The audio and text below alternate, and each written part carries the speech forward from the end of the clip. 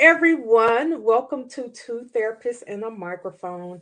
I'm going to say lonely host tonight, Dr. Aisha Dickerson. Harrison Davis isn't with us today, but I'm sure he's out there watching somewhere.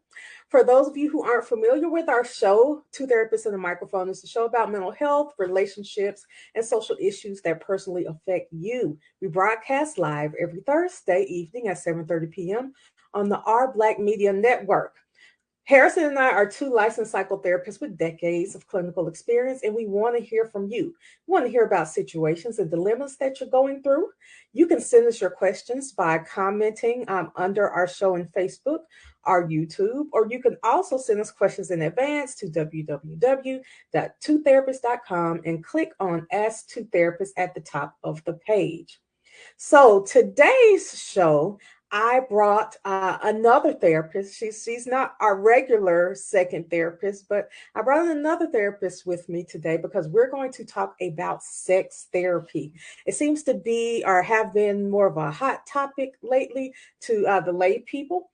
And we've had some shows in the past that had sex therapists as the guests, but they're really here talking about things other than sex therapy. So, um, I want to say that when I hear people talk about sex therapy, I'm starting to get the idea that there's some confusion. Like maybe it's just a marriage and family therapist who coaches people through having sex. And so tonight we're going to talk about what it really is. So I want to start by welcoming you all to our show and introducing our guest, Cheryl Walker. I'm going to give you a short bio, but we're going to touch more on what she does as we go through the show tonight.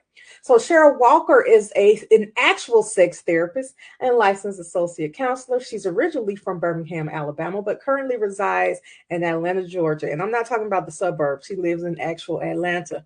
She received her BS in marketing from Hampton University and her master's in clinical mental health counseling from Argosy University in 2019. She's been trained in EMDR and CBT and is currently that's CBT, not CBD. I'll explain that to y'all later. She's currently pursuing sex therapy certification. She has worked to understand and correct misplaced beliefs about human sexuality. This has allowed her a comprehensive perspective on human sexuality, and she utilizes several mediums to reaffirm the beauty of human sexuality. She has also served as a member of Sexual Wellness and Counseling and the American Association of Sexuality Educators, Counselors, and Therapists. She also has a group called Hotel Sex Talk. Is it a group, Cheryl? Okay. Hotel Sex Talk. That's an interesting title. We'll get into that later. Cheryl currently works in a private practice setting, enriching the lives of individuals who struggle with finding their sexual voice. So, welcome to the show, Cheryl. I'm so excited to have you here with me tonight. Thank you for having me. I look forward to this evening. So, I want to start by having you give us, I guess, a broad definition of sex therapy. Like, what exactly is it? Do you give sex advice? Yes and no. So let me, to your point, let me step back by saying what sex therapy is not. Okay. I am not in the bedroom with any of my clients saying, put this here, touch this here, take this here. Not doing that. See, I'm glad that you cleared that up right from the beginning because I think that's what the majority of people think a sex therapist does. So you're not going to get in the bedroom with them. You don't have any voyeuristic tendencies. You don't want to, have like live action pornography in front of you and get paid to teach them how to do it right. Please, no live cam shots, no live, none of that. Please don't ask instructions. What do I do next? Now, there are actual intimate coaches, sex coaches, intimate partners, specialists who do that. There are sex workers who actually do that type of hands-on type of approach. That's not sex therapists. So I heard you say sex workers, which when I think sex workers, I'm thinking like prostitutes. Are those not sex workers? We're talking. They Explain are. what you mean when you say sex worker. So they're the more unregulated sex workers. Yes, prostitutes and brothels and things of that nature. There are some more regulated sex workers, and they classify themselves as different things. Again, intimate partners, intimate relationship coaches. It depends on who you are working with, but they They can get certification, they can get training so that they are actually in the bedroom with you. You can actually engage in activities with these folks. There is some therapeutic nature to it. Now, I looked like sideways when I first heard about it, but then I remember watching a case where a paraplegic who has no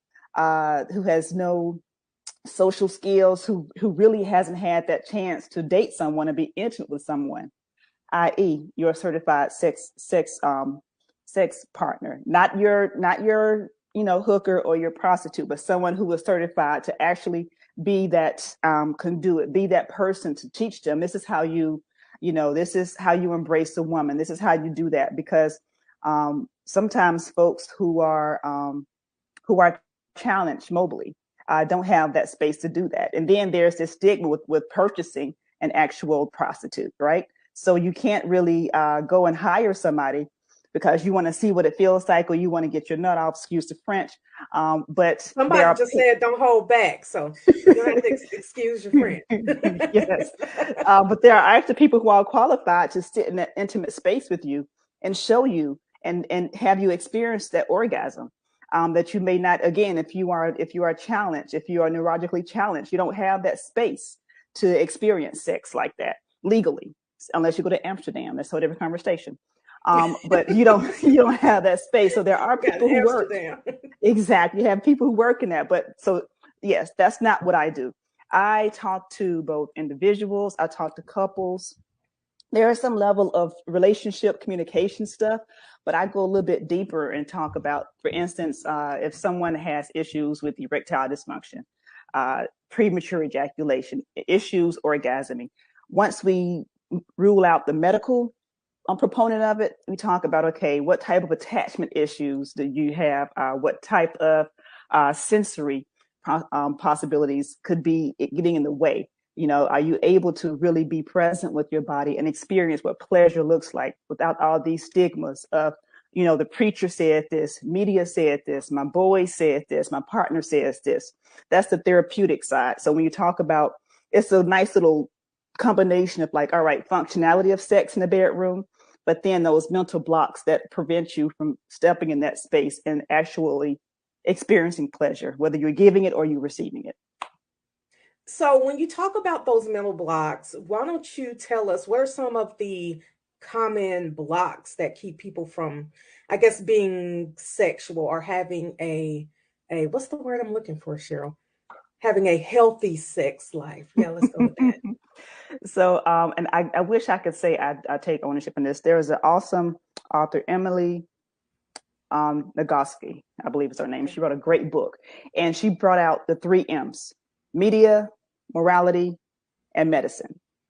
When you talk about blockage, media speaks for itself. Social media, people who are being airbrushed, porn tells you this is how you should engage in sex. This is what you should expect. This is how you should go all night. And no. Media. And do all that talking, make all that noise, and between the talking, between just ram it in there and she'll like it, between the combustion, like banging through the door, I am man, give me head. It doesn't work that way. But porn, again, media gives you this horrible indication of how sex should be enjoyed. And then there's the morality. That's the big one, because that entails religion. That entails, oh, my mama said, I shouldn't let no boys look at my hoo-ha, because if they look at my hoo-ha, I'm going to get pregnant. Dealing with that stigma about morality. And then there's the medicine part of it. Okay. I love my doctors. I love those with the initials after my name. But sometimes if you are in a examination room and your own doctor doesn't want to discuss sexual health, then that adds at the level of like, oh, if my doctor don't want to talk about why I can't ejaculate, then something really must be wrong with me. And it's this circular loop that plays in your head. If my doctor doesn't want to talk about it, I must be, defiled. I must be a deficit. Something must be wrong with me. And all that tends to build up in someone's head, so they really can't step in that space of sexual pleasure. And sadly, Dr. Dickerson, is that a lot of folks, particularly us with vulvas, don't know what pleasure feels like. So when you talk about masturbation, when you're talking about knowing your own pleasure zones, those three big ones really prevent us from telling our partners what we like because we don't even know what we like. Okay. Okay. So what you're saying is, when you say those of us with vulvas, for those who didn't learn that in sex therapy, Cheryl's talking about women, I believe. And what you're saying is that a lot of women don't know their own body. They don't know what they like. And so they cannot communicate to their partners what it is they like. Mm-hmm. And Exactly. that's making sex bad. It's making sex horrible because then when you have the person with the vulva not knowing what they like, and the person with the penis saying, well, Starlight Cinnamon on, double trix L, double XL said you like this, you like to be banged up like this, then that must be what you like. Mm-hmm. However, if she never had that space to explore what she likes, he's going to go off what he learned in the media. And that's where you have a very unhealthy sex life. Okay, okay. So, what is it then that you think a lot of men do that they're learning from media? Men or women, I want to say men, men or women are learning from media that's keeping them from um, giving their partner pleasure. Ooh, how much time do we have? We can keep going until Julius tells us we have to stop. So, as you know, and I also have to be cautious because I do think that there is a place for pornography, sexual imagery, as we call it. Okay. I do think So there you is some. wouldn't say no porn, because there are a lot of people who say that porn will ruin your relationship. And what you're telling me is there's a place for it. There's a place for it. There's more erotic. There's more gender neutral, sexual imagery. There's some that's catered towards women and eroticism and less towards the transactional part of sex that can be tantalizing, that can be sensuous and arousing. So I'm not going to throw all the porn out, but when I say porn, people generally go to the hardcore triple X, pizza guy at the door, ring the Mm-hmm. doorbell, he comes in and start banging away. That's what people think about when they think about porn. So to answer your question, what gets in the way? What gets in the way is this idea that, number one, that he is going to always be rock hard ready. Mm-hmm. So that plays in the mind. If he isn't as erect as porn says he should be, something's wrong with me. Or something's Uh, wrong with him. exactly. And not only am I not as rock hard as, Double D Dunn in the movie, but Where do you get these names from? I'm telling you, I have a very vivid imagination. Okay. If you're not as rock hard as Double D Dunn, and then if you don't last as long as he's lasting, he's going 20, 30 minutes in, and something's wrong with me. Mm-hmm. Not realizing that generally, and I have to back this off from those with penises who present with problems like, oh, I came too fast, premature ejaculation. Well, how long did it take you? Oh, it took me like a minute or 3 minutes. That's the norm. It shouldn't. I was just about to ask you that. So, what is the average time that a man can, or I'm sorry, a man or a woman, anyone who has a penis, what's the average time that a person with a penis can hold off before ejaculating? Generally, it doesn't become clinical unless it's anywhere from 0 to 30 seconds. Yeah, we got to slow That's some too things fast. down. We got to slow Okay, some things like on down. American Pie. Like on American.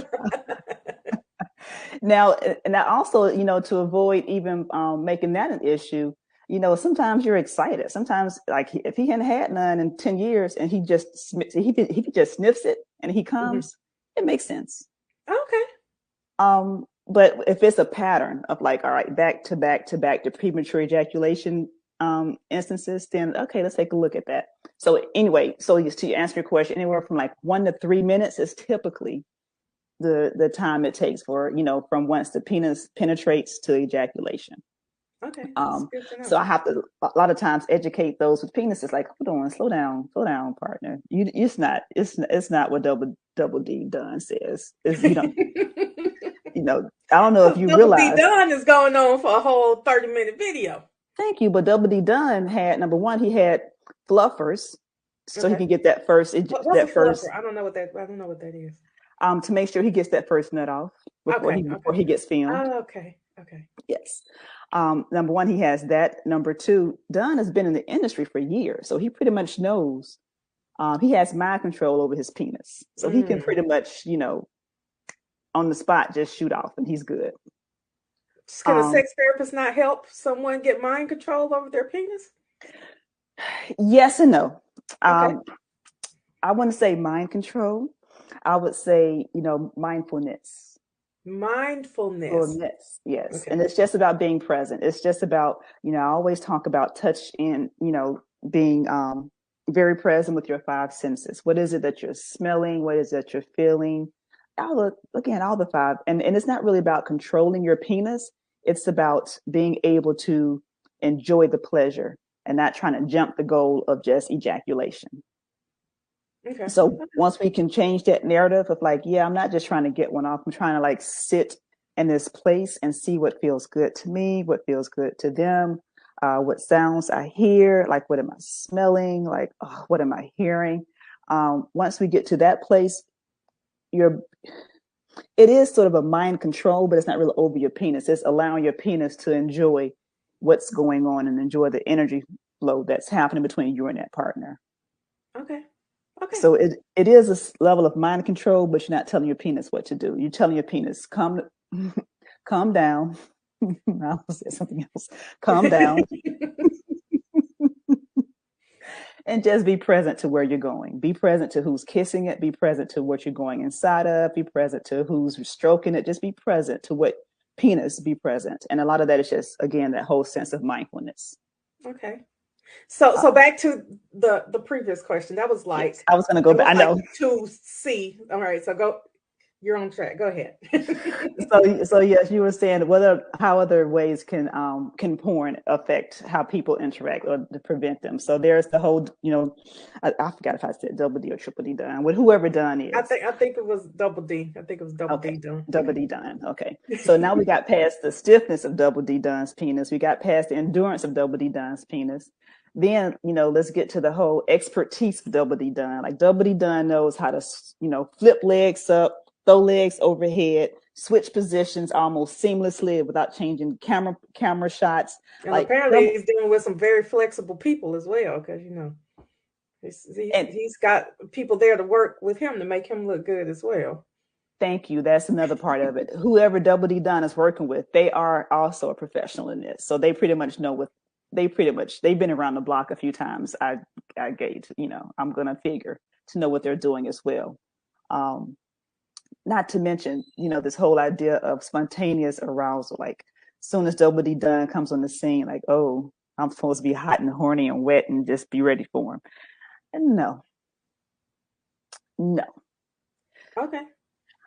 That's one of my. I have so many soapboxes. That's one of my biggest. Pick one. All right. So one of your biggest soapboxes is that that the person is supposed to be hot and wet and ready when whoever her person is comes in. That may be nice, and this is a general, stroke, pun intended. There's a general stroke for folks in their 20s, right? And you're in your 20s, yeah, you're ready, you're hot and heavy. But I'm in my 30s, I got bills to pay. I'm in my 40s, I may have kids, bills to pay, a job that I don't like, traffic to get through. All those stressors hugely adversely affects your desire. So know when you kick in the door with a pizza in your hand, I'm not going to just want to give it to you and be hot and ready. Like, I got to worry about this boss I just got off the phone with who's giving me crap about it. Somebody bringing you food isn't enough. You tell me, Dr. Dickerson. A $5 hot and ready pizza? That's not enough to turn someone on. That ain't enough. They ain't enough. So when you talk about something I get in my soapbox about, it's this idea of this desire that those with vulvas or whoever the receiver is, like this desire, they're like, oh my God, he doesn't love me anymore because I don't desire sex like I used to. All right, so tell me about your day. Oh, I had to wake up this morning, get the kids ready for school. This one kid was giving me issues about this, and I dropped the kids off, realized I had the 2 wrong shoes on. I'm like, all right, you stop right there. You tell me, is that a good backdrop for wanting to have sex? And I know you like, just want to be left alone after that. Like you don't even want to talk to anybody. thank you. Thank you. Like I said, you see why Harrison wasn't here tonight. Well, this is I didn't want Harrison to be uncomfortable, so. I'm happy. Thank you, Mike. Yes. So, did you know that blood pressure is actually one of those indicators of erectile dysfunction? So, when you talk about when you have issues with, my blood isn't flowing, or my penis can't get up like it used to, one of those things we have to rule out is like, all right, what's going on with your heart health? Because essentially, if your blood is flowing as it should flow to your penis in a healthy form. And if there is some That blockage makes sense. somewhere, if there's some blockage somewhere, if it's not flowing as it should, let's take a look at your heart and see what's going on, because that may be a whole nother issue. You worrying about getting a heart on, you need to worry about a heart attack. Okay, worry about the wrong stuff. Thank you. But because they saw Double D Dunn kicking the door with a pizza, they think that they should react, or they should have the same type of benefits as Double D Dunn. They don't know Double D Dunn's heart health. They don't know Double D Dunn's hormone level. They don't, and he's not sharing it on the No, video. he's not. Probably doing He's very sharing. little talking. He's sharing his penis though. Yeah, doing plenty of. He's sharing something. It's not words. It's not words. If it's words, it's like, it's like. And that's not words. That's not words either. All right. So my next question is, what if someone has a partner who just has absolutely no idea what they're doing? Like I say, so my question is basically that I get the idea that some people, sometimes men in particular, as you say, people with penises, have been fooled into thinking that they're really good and bad. Like, other people who have been faking orgasms for years, or, really making them think they're doing the thing. And then years later, they move on from that relationship and find out that they are a disappointment. Is that something that they go to a sex therapist for? Yes. All right. And so then what is it that the sex therapist does to fix that kind of issue? Here's where sometimes I have to walk very carefully, because I don't want to be somebody's ego bruiser, but here we want you to bruise some egos. It's one of those things where Tell it. without going there. So, and I'm happy you bring that up, because sometimes past relationships does the most harm than current relationships. Because you have that partner in the past who doesn't tell you, no, that's too hard. No, you don't know what you're doing. No, don't touch me there. No, it's not about that. And they sit there and they take it literally. And then he moves on to the next person, and he like thinks on The Color Purple, let him do his business. Thank you. What she said, and move on. Exactly. Well, he done moved on to the wrong one this time, because the wrong one's like, you ain't doing something. Something's wrong with you. Dude, what are you doing? Yes. The Howard said the truth will set them free. So without saying that, what I do is I ask about their relationship history. I do ask about their sexual history, and how did you know that pleasure was reciprocated? How do you know that she was pleased, you were pleased? Like, what type of indicators? How do you know? And still, there's a little ego in the picture. So there are homework assignments that I like to give to my folks who think that they are the bee's knees to vaginas. Like, all right, here's a simple assignment. Take it home. Try this out on your partner and see what their feedback may be. All right, so give us a homework assignment. Do you mind giving out a little free homework? Anything for you. My favorite homework assignment that this tells the tale most times, is the simple sensate focus exercise, and it's basically you rubbing on me rubbing on you. There is no sex involved. Don't expect sex. Let's just rub on each other and see how our levels of touch feel. See if you're touching me too hard. See if you're touching me too soft. Let's leave some room for direction to say, oh, touch me here. Oh, touch me there.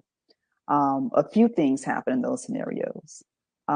If there is touch and no feedback, See, I knew what I was doing. I'm like,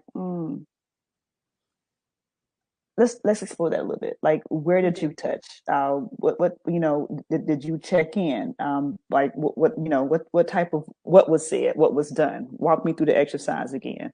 Or did she There, lay there and just take the touch the same way she's been laying there taking the take D all, exactly, all that time? exactly, because if unless there's something, unless there's a sensory issue going on with, Hmm. unless somebody's on the spectrum, unless there's neurological damages, unless there's something going on with nerves, with nerve endings. Most, not all, but most folks, the if the mood is right, if you're nice and clean sheets, you smell good. Like there's an aspect of the exercise that requires both partners to shower each other and make sure everybody's nice and clean. So if you're nice and clean and there's no, issues with that, if you touch somebody in certain places, you're going to get a reaction. So if you tell me there is no reaction if you softly like massage her outer lips, if you touch her clitoris just a little bit, nothing happened. No, she didn't say anything. All right, somebody's As you were lying. right, you were probably not touching the right Something's thing. something's going on. So Hmm. so there's one result I like to peel back the layers. Like, all right, what's going on? And then there's result when this happens more than most. Oh no, we tried and she didn't want to take her clothes off and she just clenched up and was tense the whole Mm. time. Okay. I'm like, all right, there's some trauma maybe that happened Hmm. somewhere there. She's just not comfortable with you. Something about your energy, something about her. There's something else there. But if it's to your point, if it's simply that he doesn't know what he's doing, there's a whole lot of more room for that than you know, she's tense and she's not comfortable being naked around me, or she's not comfortable with any form of touch, or we keep coming up with excuses not to get around to the exercise. All right, y'all avoiding something for a reason. What's going on? Are you not vulnerable with her and other? It just opens up a whole playbook of other questions. So that's one of my favorite, the sensate focus. Most folks who are tapped in to being present, most folks who are again have a basic, have this baseline, like, all right, let's just go to square one and see what feels good to me, what feels good to you. If we can start from what just feels good to each other as a receiver and as a giver, then there's room there. If we have all these other pretenses, there's a whole lot of work we got to do around something. Mm. Does that answer your question? It So does. It does. Thank you. Thank you. And I don't think you bruised half as many egos as you thought you would. I thought you were gonna go in. It's like, go for it, Cheryl. Do it. Bruise the no, egos. no. So there's a lot of education, depending on the folks, because again, not everybody, people out. So here's a little fun fact. Hmm. The penis head, right, tip of the penis, Hmm. roughly has around 2,000 nerve endings. Okay. The clitoris of the female has about 4,000 nerve endings. Okay. So I'm So like, let's twice just as many, on at least. half the space. Hmm. I'm like, Mm. let's just start there. What are you doing? Like, and how are you doing that? Oh, I go down, I eat her out, and all this other stuff. All right, but how are you doing that? Like, what's your method? Oh, I just go in. Did you check in with her to see? Some Or folks maybe he say, doesn't know what a clitoris is. So do you have like a vaginal I wish model? I do have a pillow. I have my favorite vulva pillow. Yes, Okay. yes. I do have a pillow I pull out, and it's nice and pretty and puffy. And I'm like, all right, let me show you. This is the clitoris. This is the outer lips. This is the clitoral head. You can pull the head back, and you may have the clitoris right. Like I have, yes, the education is a Okay. huge part of those folks who don't know, to your point, who don't know what they're doing in the bed. Like, all right, let's get back to vulvas 101. Because We don't that's like. not what they teach in sex education. No, they do not teach about sexual pleasure. They teach about sexual safety, which I'm assuming you go over that with some of your clients, Mhm.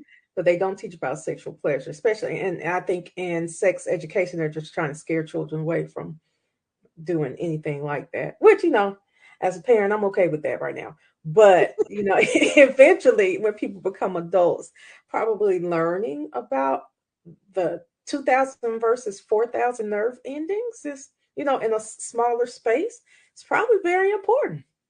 Hugely important. Again, knows those three M's. That's the merger of the medicine, like, Mhm. hey, if you have sex, you're going to get STIs. With the morality of it, like, nope, just don't bring no baby in this house. You're not supposed to have sex, period. That plays into people's psyche. And 20, 30 years later, I have this anxiety about having sex because I'm going to get somebody pregnant, or I'm going to get an STI or what have you. So peeling back again those layers and give them, okay, it's okay to have an orgasm. That's fine. Okay. That's Thank you, fine. Sherry. All right, All so right. in our email communication, part of your bio said the genuine sexual nature of people varies, and if denied, can impede personal, emotional, spiritual, and psychological growth. It's not your Mhm. place to fix anything or dictate any idea of normalcy. You also said that your therapeutic approach is to honor and respect whatever sexual distress may be present without judgment. So, my next question is what qualifies as sexual distress? What do you mean when you say, I mean, like distress? That sounds big. What's sexual distress?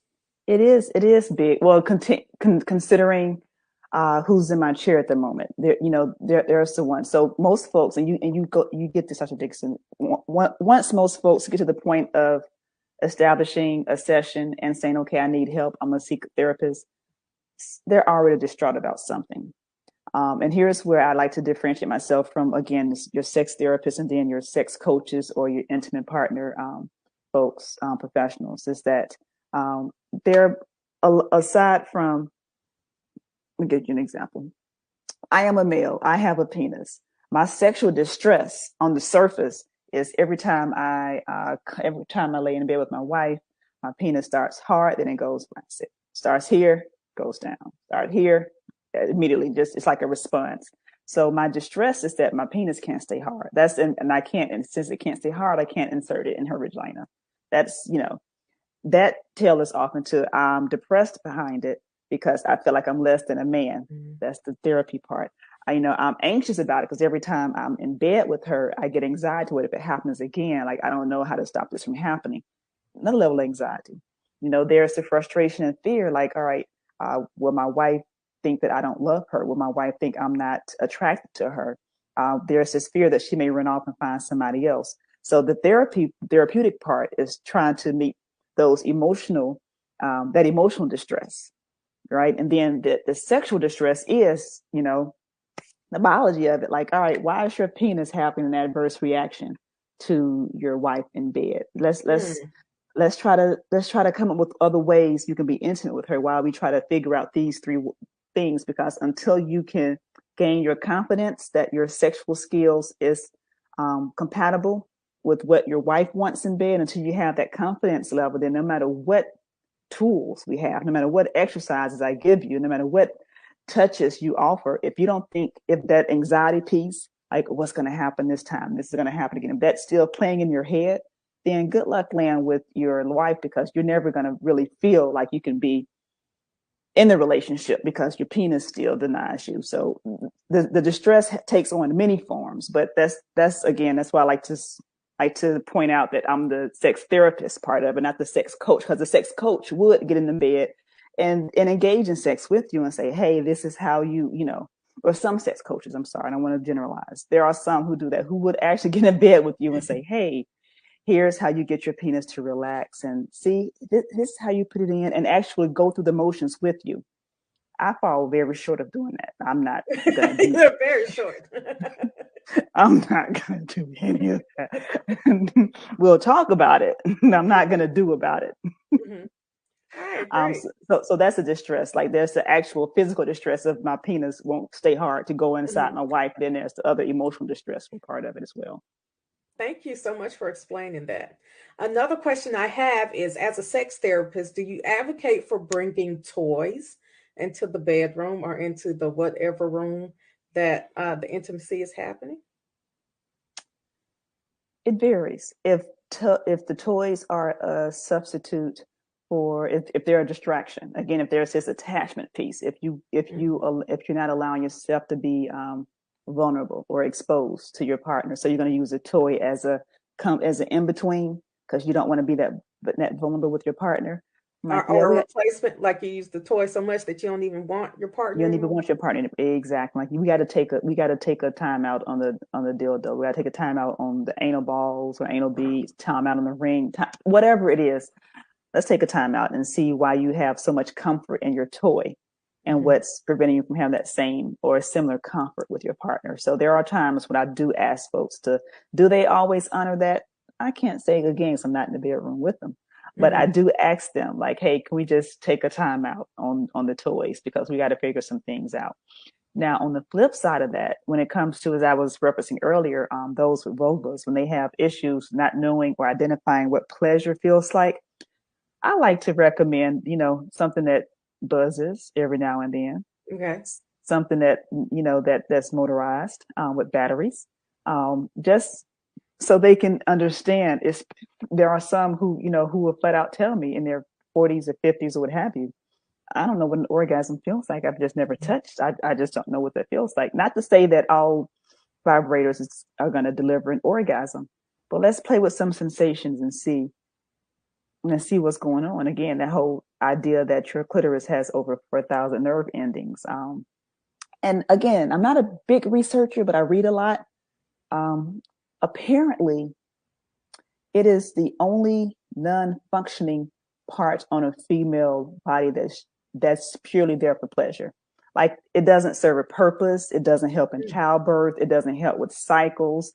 It doesn't help with, I don't know if you could waxed. Like it doesn't help protect. Like I don't. It's just there for just pleasure. This is absolute only purpose. For pleasure, so it can lubricate the vaginal canal. Yep. All right. So Thank you. use that. Please use that, females. All right, so I want to give you the chance to kind of give us some last words. If you had one thing that you would want our viewers to know about sex therapy or about you or about their bodies, about anything, what would you want it to be? That's a loaded question, Dr. Well, Jessica. you have take as much time as you need to.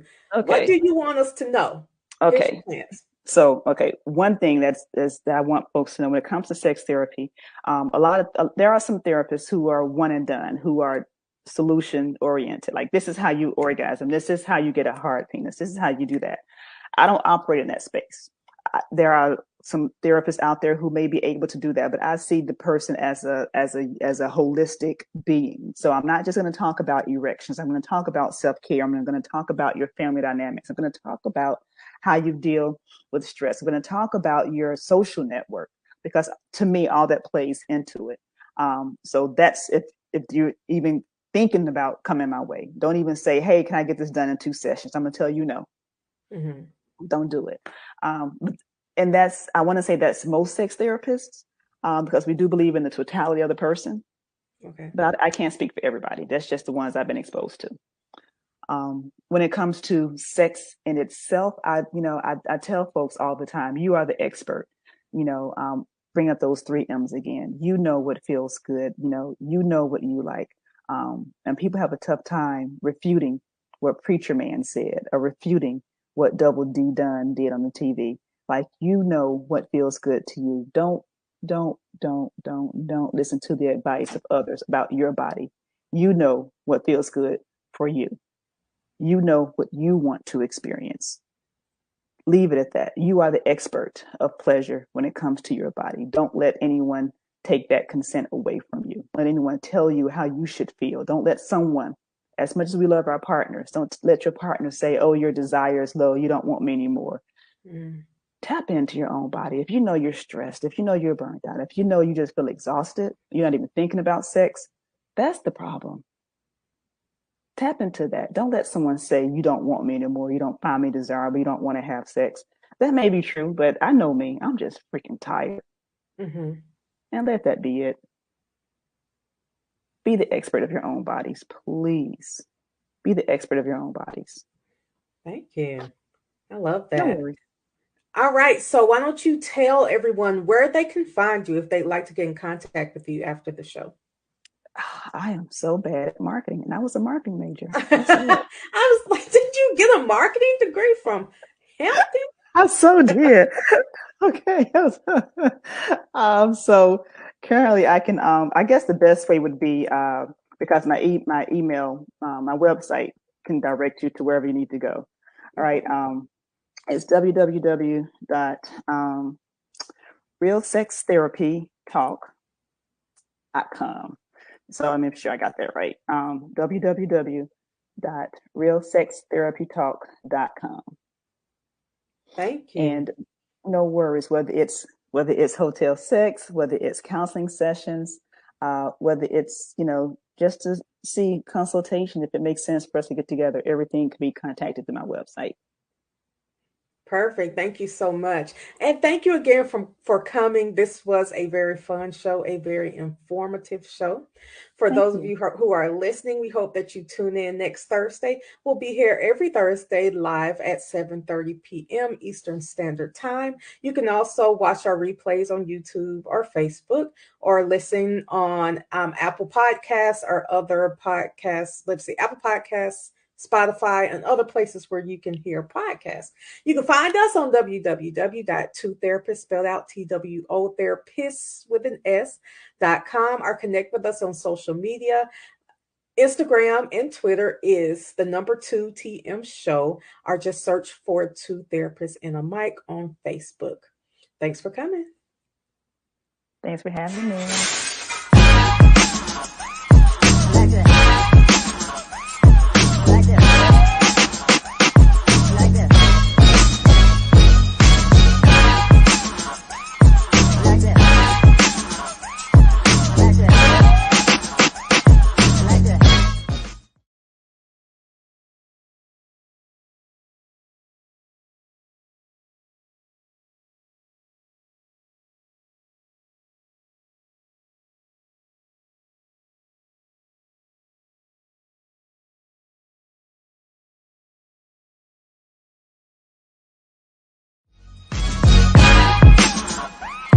Like that. Like that.